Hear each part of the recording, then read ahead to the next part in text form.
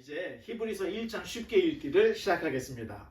자, 히브리서를 대할 때 지난 시간에 말씀을 드렸다시피 서론이 굉장히 중요하다는 이야기를 했습니다.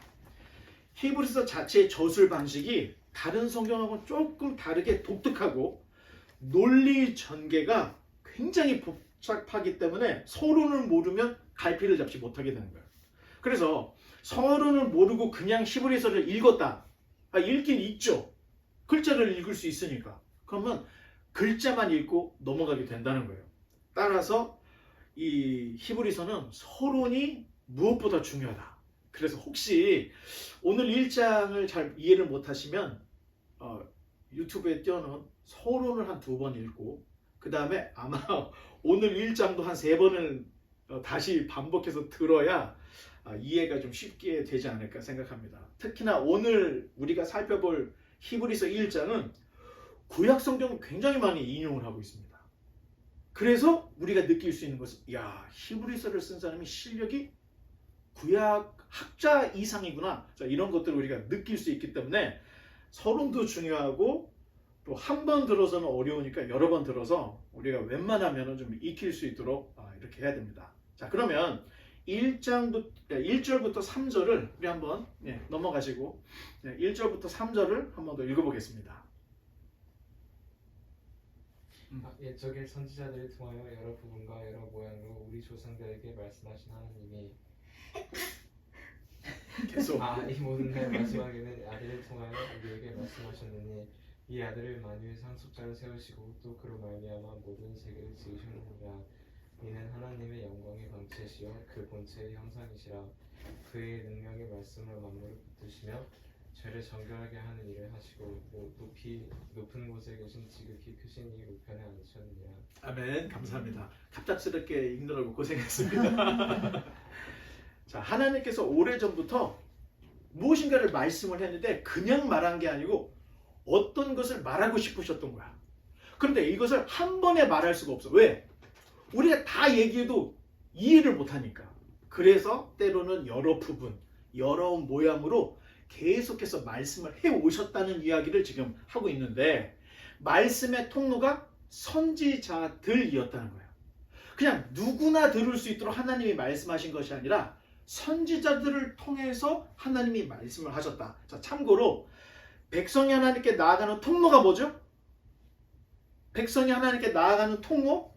제사장입니다. 자, 하나님께서 선지자들을 통해서 말씀을 하신 것처럼 백성들은 제사장을 통해 하나님께 나아갈 수가 있다는 거예요. 그래서 예수님께서 구약을 율법과 선지자라고 이렇게 말씀을 해주셨는데 예수님이 말씀하신 율법과 선지자는 구약 전체를 이야기하는 거고 구약 전체는 율법과 선지서로 구성이 되어 있다. 자, 이렇게 알면 됩니다. 자, 문맥상 1절은 지금까지 하나님께서 어떻게 말씀해 오셨는지를 설명을 하고 있는데 핵심이 1절이 아니고 2절에 있습니다. 이 모든 날 마지막에, 자, 여기에서 말하는 마지막 날은 하나님이 여러 모양 또 여러 부분과 모양으로 말씀하셨던 이 말씀이 완성되는 날, 그 날을 마지막 날이다. 자, 이렇게 이야기를 하고 있습니다. 그런데 누구를 통해서? 아들을 통해서. 이게 중요한 거예요. 1절은 하나님이 말씀해 오셨다는 얘기를 했던 거고 2절에 와서는 아들을 통해서 완성적인 말씀을 하셨는데 그 날이 바로 마지막 날이다. 자, 이렇게 이야기를 하고 있습니다. 하나님의 말씀은 인간 구원에 초점이 맞춰져 있습니다. 율법, 성막, 선지자 여러 부분과 여러 모양으로 말씀을 하신 그 계시의 완성은 메시아가 오셔야 끝이 난다는 거예요. 약간 하원행이 뜨네요. 자, 메시아가 오셔서 세상을 구원하는 그 날을 지금 히브리서 1장 2절에서는 그 모든 마지막 날, 자, 이렇게 표현하고 있다는 겁니다. 히브리서는 그 오신 메시아가 하나님의 아들 예수 그리스도이시고 이미 오셔서 하나님의 모든 계시가 완성이 되었고 성취가 되었다. 이 계시의 최종적인 완성이 이제 다시 오실 그리스도께서 재림하시는 날, 그날이 세상의 종말이고 그날이 하나님이 여러 부분과 모양으로 말씀하셨던 모든 계시 말씀의 총완성의 때다. 그것을 1절, 2절에서 지금 하고 있는 겁니다. 자, 신학적으로 예수님의 오심을 시작된 종말이라고 얘기하는 거예요. 자, 그러면 2000년 전 예수님이 오시기 전까지는 세상은 하나님이 여러 부분과 모양으로 말씀을 하시던 시대였다는 거예요. 그런데 2000년, 지금으로부터 2000년 전 베들레헴에서 예수님이 태어나셨죠? 그때가 바로 시작된 종말이라는 얘기예요. 근데 이 종말이 지연이 되고 있는 거. 왜? 예수님이 죽으셔서 구원을 완성하셨죠? 재림하셔서 모든 것들을 다 완성하는 그날. 지금 그러니까 항상 얘기하는 거죠. 이미와 아직, already, not yet. 그 가장 긴박한 시대를 지금 우리가 살아가고 있는 거예요.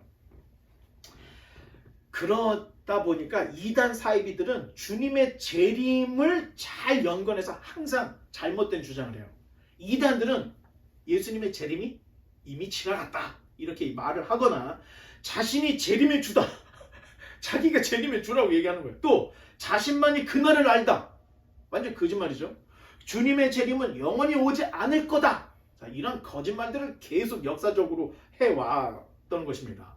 계속 그 아들에 대해서 설명하기를, 자, 그 아들은 만물의 상속자이신 동시에 모든 세계를 지으신 분이다. 자, 이게 히브리서 전체의 핵심이라는 거예요. 히브리서 11장 3절에도 믿음으로 모든 세계가 하나님의 말씀으로 지어진 줄이 아나니, 자, 이렇게 이야기를 하고 있습니다. 여기 없죠? 자, 그런데 창세기 1장에 보면 태초에 하나님이 천지를 창조하시니라. 우리에게 말씀하신 여러 부분과 모양으로 말씀하신 하나님의 첫 마디가 태초에 하나님이 천지를 창조하셨다. 이 얘기를 시작을 해요. 그래서 하나님이 빛이 있으라 하니까 빛이 있었다는 거예요. 말씀으로 모든 것들을 창조하셨듯이 하나님께서는 태초에 말씀으로 온 우주 만물을 창조하셨다는 것을 창세기부터 이야기를 하고 있습니다. 그런데 재미있는 것은, 자, 하나님이 손으로 망치질을 하면서 세상을 만드셨어요? 아니면 말씀으로 만드셨어요? 말씀으로 만드셨죠. 요한복음 1장에도 비슷한 얘기를 하는데, 자, 요한복음 1장에 태초에 말씀이 계시니라. 자, 태초에 말씀이 계시대요.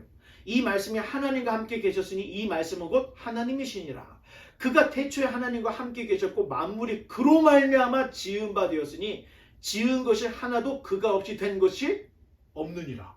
하나님이 말씀으로 세상을 창조했는데 그 말씀이 하나님과 함께 했고 그 말씀으로 통해서 세상을 창조했다는 것을 사도 요한도 요한복음 1, 2절에서 3절에서 이야기를 하고 있는 겁니다. 창세기, 히브리서, 요한복음은 같은 신학 사상을 우리에게 똑같이 전해주고 있어요. 자, 창세기에서는 이렇게 얘기하고 히브리서는 저렇게 얘기하고 요한은 저렇게 얘기하는 게 아니라는 거예요. 다 똑같은 얘기를 하고 있다는 거예요. 태초에 하나님께서 말씀으로 창조를 하셨는데 그 말씀이 곧 하나님의 아들이라는 거예요. 우리가 완전히 안다고 할 때는 여러분 설명까지 할 수가 있어야 됩니다. 여러분들이 고개만 뭔가가 이해가 되는 것 같아. 고개를 끄덕끄덕하면 돌아서면 다 잊어버려요. 자기가 지금 알고 있는 이 이야기를 누군가에게 설명을 해줘야 돼. 전도를 하든 아니면 새신자를 양육하든 해야 돼. 자기가 설명을 해봐야 내가 완전히 이해를 하고 있는지 안 하고 있는지를 자기가 알 수 있는 거예요. 신앙의 대화 중에 이 정도, 지금 태초에 말씀이 계셨어. 하나님이 세상을 창조하는데 말씀으로 창조하는데 그 말씀이 하나님의 아들이야. 자, 이런 신앙적인 이야기를 할 수 있어야 되는데 이거를 하지 못하는 그리스도인들, 집사, 권사, 장로들은 사실 허수아비라는 거예요. 저는 개인적으로 교회에서 봉사만 하는 분들을 그리스도의 직분자라고 인정하지 않습니다. 직분자는 봉사뿐만 아니라 복음을 전하고 복음을 가르칠 수 있는 실력이 있어야 된다는 거예요. 오늘날 여기에 문제가 있습니다. 만약 말씀에 인격이 없었더라면 말씀은 하나님의 능력을 전달하는 뭐가 됩니까? 매개체밖에 되지 않는다는 거예요. 그런데 성경이 가르치는 것은 모든 세계를 지으신 분, 말씀이 육신이 되신 분, 그 말씀에게 그 말씀이 인격적인 존재라는 걸 말하고 있다는 거예요. 자, 이러한 사실들이 삼위일체의 아주 기본적인 뒷받침이 되는 이론들이라는 거예요. 하나님이 세상을 창조했다? 여기서 끝나는 게 아니에요. 말씀으로 창조했는데 그 말씀이 하나님과 함께 계신 하나님의 아들이라고 하는 인격을 부여해주고 있다는 거예요. 이건 사람이 만든 게 아니라는 거예요. 기독교의 삼위일체 교리는 트리니티라는 단어는 성경에 안 나와. 그런데 히브리서, 창세기, 요한복음을 다 보니까 이거는 우리가 몰랐지만 결국에는 이 계시들이 모여졌을 때 하나님의 아들이 말씀이시구나. 하나님이 세상을 창조하실 때 하나님이 혼자 한 것이 아니라 아들 되시는 이 예수님이 말씀으로서 함께 사역을 했구나. 자, 뭐가 정리가 되죠. 이게 삼위일체 성부 성자의 교리에 굉장히 중요한 그 밑거름이 되고 있습니다. 그러니 계시의 통로였던 선지자들과 예수님은 비교의 대상이 될까요, 안 될까요? 선지자들은 말을 전해주는 통로밖에 안 된다는 거야. 그런데 그리스도는 하나님이 세상을 창조하실 때 말씀으로 역사하셨던 제2위격, 삼위일체 제2위격 성자. 자, 그런 분이라고 이야기를 하고 있는 거예요. 그러면 히브리서 1, 2, 3절에 1장 1, 2, 3절에서 말하고 있는 내용은 거의 에베소서 급시라는 거예요. 에베소서를 배울 때 여러분들 얘기했죠? 에베소서는 사도 바울 선생님이 쓴 최고의 대작이다. 최고의 신학이 묻어있다는데 거기에서 말하는 내용이 히브리서에 다 들어있는 거야. 그러니까 히브리서는 결코 만만한 책이 아니라는 거예요. 뿐만 아니라 이제 다음 절에 나오는 천사들과 비교할 수 없는 분이라는 걸 얘기해요. 첫 번째, 선지자들과는 비교할 수 없다. 두 번째, 천사들하고도 비교할 수 없다. 자, 4절부터는 구약을 본격적으로 인용을 하고 있는데 여기서 히브리서에 쓸 저자의 성경 지식과 논증의 예리함이 이제부터 나오고 있는 거예요. 자, 감기 걸린 사람은 건너가고 자, 4절, 5절을 한번 더 읽어보겠습니다. This shows that the Son is far greater than the angels, just as the name God gave him is greater than their names.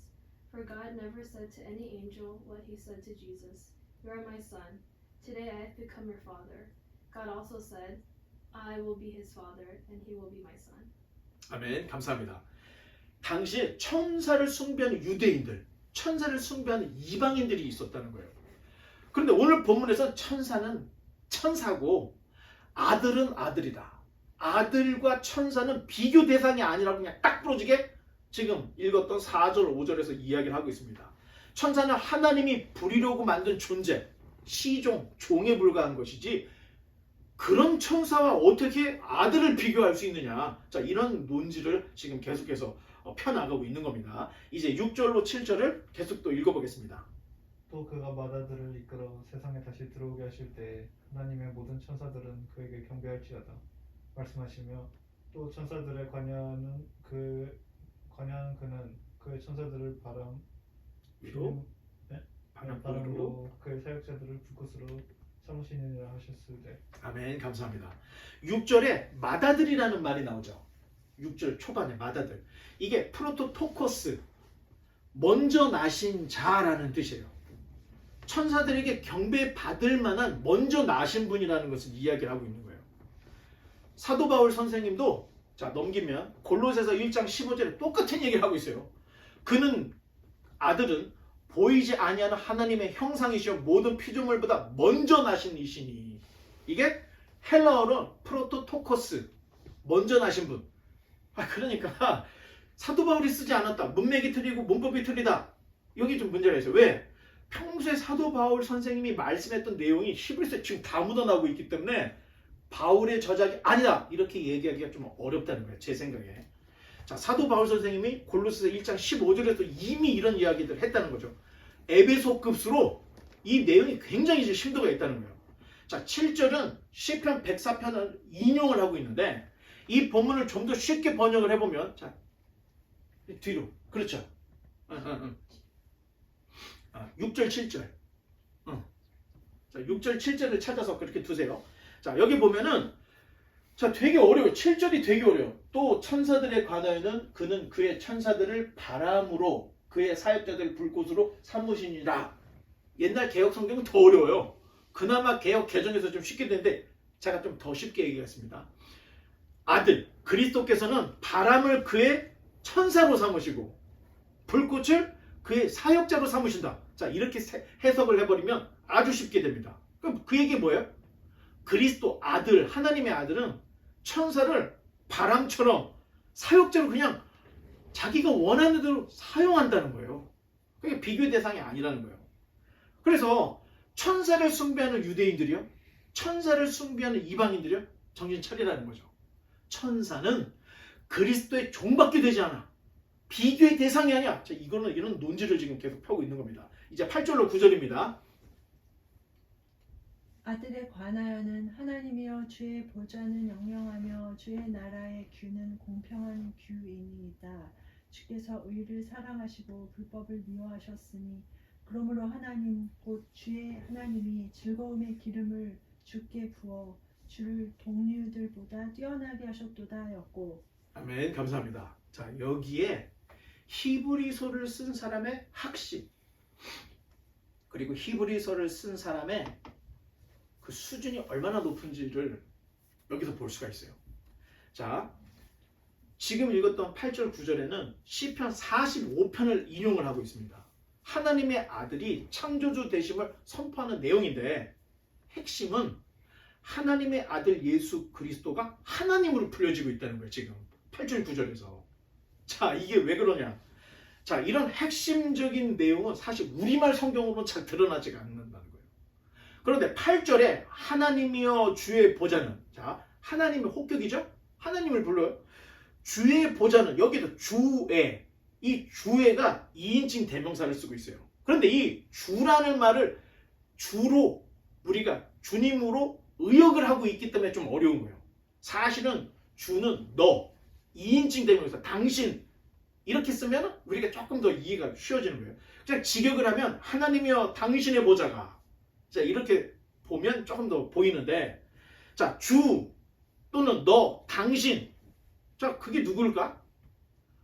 그 다음 절 9절에 보니까 주께서, 당신께서는 의를 사랑하시고 불법을 미워하시고 하나님이 즐거움의 기름을 부어주셔서 누구보다 뛰어나게 하신 프로토토커스, 먼저 나신 이 아들입니다 라고 얘기를 하고 있죠. 자, 그 얘기는 히브리서 저자가 시편 45편에 사용하고 있는 주, 너, 당신 2인칭 대명사를 마다들로 설명을 함으로 아들을 하나님과 동격으로 부여를 하고 있다는 거예요. 아마 이해가 안 될 거예요. 지금 한 번 들어서는 뭔 소린가 지금 졸려 죽겠는데, 자, 어렵죠. 무슨 얘기냐면 시편을 인용을 해서 아들에 관한 이야기를 하고 있는데, 하나님이여 주의 보좌, 이 주라는 말이 2인칭 대명사 당신인데, 9절에 가서는 주께서 하는 것은 당신은 의를 사랑하시고, 자, 여기에서 말하는 주, 너, 당신이 하나님의 아들을 이야기한다는 거예요. 그러면 앞에 하나님이여 하고 주가 동격이라는 얘기예요. 어렵죠? 유튜브 보세요. 그러면 몇 번 들어다 보면 이제 이해가 될 거야. 하나님이여, 하나님을 불렀어. 주의 보좌, 당신의 보좌는, 이 당신 할 때 이게 9절에 가서는 의를 사랑하시고 불법을 미워하시고 하나님의 즐거움에 기름을 부어주시 동물보다 뛰어나게 하셨다. 아들을 얘기하고 있다는 거예요. 여기서 말하는 당신, 주, 너라는 말이 앞에 부른 하나님이여 하고 동격을 이루고 있다는 거예요. 자, 이게 이 정도면은 구약을 단지 경건을 해서 매일매일 읽는 정도의 사람이 아니라 문법을 아는 사람인 거예요.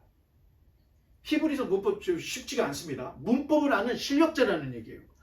구약과 이 복음과 구약을 연결시킬 만한 신학적인 소양이 있고 지식이 있는 사람이라는 거예요. 자, 이게 지금 조금 어려울 수 있는데, 또 한번 다음 또 넘어가겠습니다. 다음 절에 같은 방식으로 또 이야기를 하고 있어요. 10절, 11절, 12절을 또 한번 읽어보겠습니다. 또 주여 태초에 주께서 땅에 기초를 두셨으며 하늘도 주의 손으로 지으신 바라. 그것들은 멸망할 것이나 오직 주는 영존할 것이요 그것들은 다 옷과 같이 낡아지리니 의복처럼 갈아입을 것이요 그것들은 옷과 같이 변할 것이나 주는 여전하여 연대가 다함이 없으리라 하였으나. 아멘. 감사합니다. 자, 이제 10절로 12절은 시편 102편을 인용을 하고 있어요. 자, 여기에서도 2인칭 대명사 주는 문맥상 하나님을 가리키는 말이에요. 시편 102편에 나오는 또 주요 할 때 이 주는 하나님을 가리키는 대명사예요. 그러나 오늘 본문 10절의 주는 아들을 말을 하고 있다는 거죠. 이 히브리서 기자가. 중요한 것은 히브리어 성경이 헬라어로 번역이 되는 70인경 성경에 대명사 2인칭을 딱 쓰고 있다는 거예요. 여기서 주라는 말로. 그런데 신약의 저자들은 이 주라는 말을 그냥 하나님으로 이해하지 않고 예수 그리스도 아들에게 부여를 하고 있다는 거예요. 그러니까 결국에는 시편은 하나님을 바라보고 기록을 했던 것을 인용을 할 때는 그 하나님의 대명사 주라는 말을 아들로 재해석을 하고 있다는 거예요. 자, 어렵죠. 자, 신학이 만만하진 않습니다. 이걸 다 이해하고 여러분들이 설명하려고 해봐. 머리 터졌죠? 그런데 여러분들 유튜브를 몇 번 들어보면 내가 지금 목사님이 지금 뭔 말을 하고 있는구나 하는 것을 감을 잡을 수가 있어요. 히브리서 저자는 시편 102편을 인용하면서 아들을 태초에 땅과 하늘을 지으신 하나님과 또 동격으로 설명을 하고 있다는 거예요. 원래는 시편 102편 하나님을 지칭하는 말이야. 그런데 이 대명사를 아들로 재해석을 하고 있다는 거예요. 자, 이런 시도는 이미 본문 2절부터 시작이 됐어요. 자, 오늘 본문 2절을 보면 이 모든 날 마지막에 아들을 통하여 우리에게 말씀하셨으니 이 아들을 만유의 상속자로 세우시고 또 그로 말미암아 모든 세계를 지으셨느니라. 처음 말했던 2절부터 아들을 창조주와 동격으로 얘기를 하고 있다는 거예요. 자, 이제 마지막이죠. 잠이 깨죠. 이제 마지막이라니까 잠이 깨죠. 13절과 14절을 우리가 잠도 깰 겸 같이 한번 읽어보겠습니다. 시작. 어느 때에 천사 중 누구에게 내가 내 원수로 네 발등상이 되게 하기까지 너는 내 우편에 앉아있으라 하셨느냐. 모든 천사들은 섬기는 영으로서 구원받을 상속자들을 위하여 섬기라고 보내심이 아니냐. 자, 이제는 시편 110편을 또 인용해요. 지금 인용을 굉장히 많이 하고 있죠. 시편을 인용을 하고 있는데 거의 인용하는 시편이 메시아 또는 하나님을 향한 이런 시들을 다 인용을 하고 있는데 인용된 시편에서 말하는 권세들, 자, 원수로 네 발등상이 되기까지 또 하나님 우편에 앉으심, 이런 권세는 지금까지 천사들에게는 단 한 번도 주어지지 않은 권세라는 거예요. 그러니까 예수님은 선지자보다 우월하고 너희들이 그렇게 거룩하게 섬겼던 천사하고는 비교가 되지 않는 분이라는 것을 이야기를 하고 있다는 거예요. 오직 하나님의 아들 메시아 그리스도 예수님만이 원수로 네 발등상 되기까지 하나님 우편에 앉는 이 특권을 아들에게만 주었다. 자, 이 얘기를 하고 있습니다. 끝으로 14절에 천사는 숭배의 대상이 아니라 예수 그리스도로 말미암아 구원받은, 자, 예수님 아들 정도가 아니에요. 예수님을 믿는 저와 여러분을 섬기라고 하나님이 만들어주신 영적인 시종에 불과하다. 이거 완전히 천사를 내리고 엄청 바닥까지 내린 거예요. 하나님을 믿는 저와 여러분을 섬기라고 만들어주신 존재가 바로 천사라는 거예요. 그러니까 아들하고는 비교도 안 되고 예수님을 믿는 사람들의 시종이다. 여기까지 지금 천사를 추락을 시키고 있습니다. 끝으로 14절에 천사 숭배의 대상이 아니라 예수 그리스도로 말미암아 구원받은 성도들의, 이거 잘 모르면, 여러분 이런 내용을 잘 모르면 자기 종을 주인으로 섬길 수 있다는 거야. 자, 하나님 예수님이 부리시는 바람처럼 사역자로 부르는 그런 종들밖에 안 돼요, 천사가. 더 나아가 예수님을 믿는 자녀들의 시종이 천사라는 거예요. 그런데 이런 것들 진리를 모르면 천사를 숭배하는 거야. 내 종을 내가 신으로 섬기게 된다는 거예요. 자, 이런 이야기를 지금 사도 누가 썼는지는 모르지만, 정확하게는 모르지만 지금 히브리서 기자가 이런 이야기들을 하고 있다는 겁니다. 그러니까 잘 모르는 그런 어떤 신앙의 대상은 오해를 불러올 수 있다는 거예요. 잘 모르면 하나님을 우상처럼 섬길 수가 있고, 잘 모르면 내가 누구를 섬겨야 될지 모르는 그냥 종교성만 불태우는 것으로 끝날 수 있다. 자, 이제 말씀의 결론을 맺겠습니다. 자, 이제 좀 정신들을 차리고 기저귀를 한번 피겠습니다. 자, 기저귀를 한번 쫙 펴고, 자, 이제 말씀의 결론입니다. 자, 성경을 많이 읽어보지 않았거나 신앙의 연륜이 길지 않은 분들은 지금 여러분과 나눈 얘기, 야 이거 뭔 소리니까 나하고 하나도 연관이 안 되는 것처럼 느낄 수가 있어요. 자, 그러면 바이블 하우스 유튜브에 가서 몇 번 더 봐야 돼요.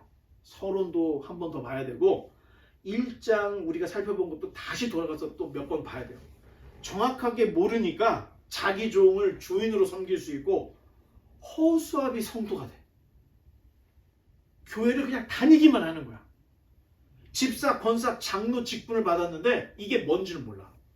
그러니까 사회에서 내가 부장, 과장, 이사로 승진했나 보다. 교회에서 어깨 힘을 주게 되는 거야. 그리고 괜히 거기서 이상한 짓들을 하게 되는 거예요. 탈기독교가 돼버린 거죠.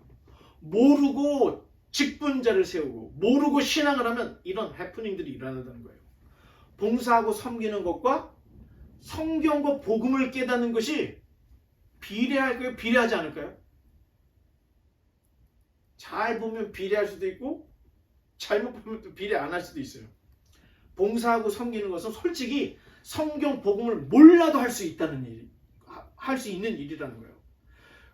더더군다나 예배도 잘 모르고 드릴 수 있을까요? 없을까요? 있어. 하나님에 대해서 몰라도 그냥 예배는 잘 드릴 수 있어. 그런데 하나님을 잘 모르는 상태에서 잘 드린 예배는 뭘까요? 내 만족만 주는 거예요. 내 종교성만 태우는 거예요. 하나님을 예배한 게 아닌 거예요. 그러니 예배의 질은 예배자의 신앙 고백과 비례를 하는 거예요. 알면 알수록 하나님의 말씀과 복음을 깊이 깨달을수록 그냥 찬양 정도가 아닌 거예요.